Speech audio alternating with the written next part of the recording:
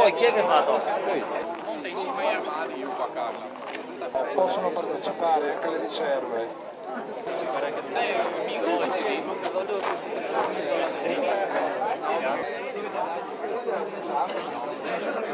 Pur essendo una scuola enologica di Conegliano molto, molto famosa, molto quotata anche come preparazione dei ragazzi, che importanza riveste la botanica per i vostri studenti?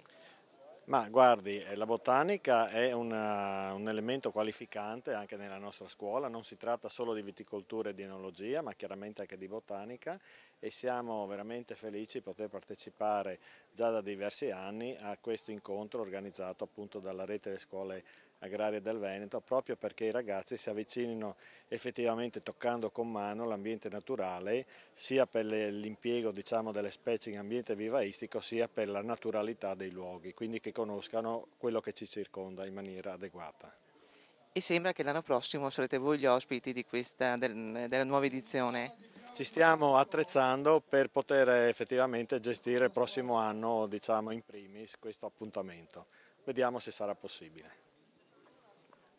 Un'iniziativa che sicuramente trova la sua massima espressione nel ventennale del parco? Ma io direi di sì, è una cosa importantissima e anche molto, molto interessante. Credo che sia la prima volta che tutte le scuole di agraria del Veneto, e compresa anche una del Friuli Venezia Giulia di Gradisca, vengono qui a fare una gara di conoscimento botanico.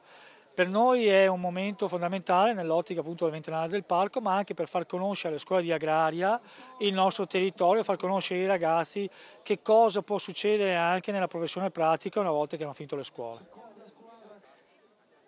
Allora, studenti del Duca degli Abruzzi di Padova, cosa pensate di questa gara di riconoscimento botanico?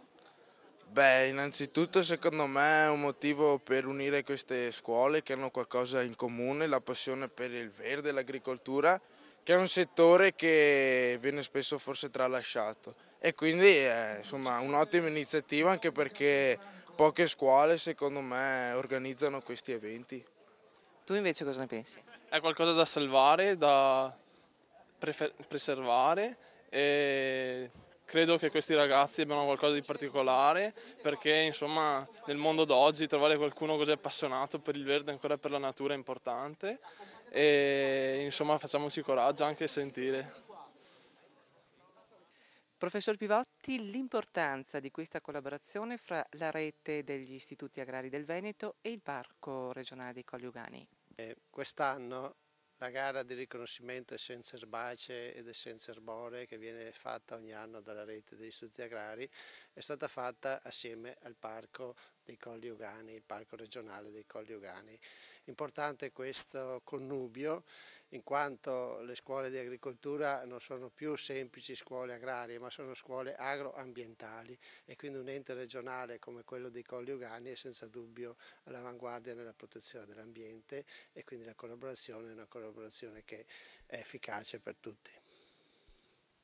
Okay. Perfetto. Sì.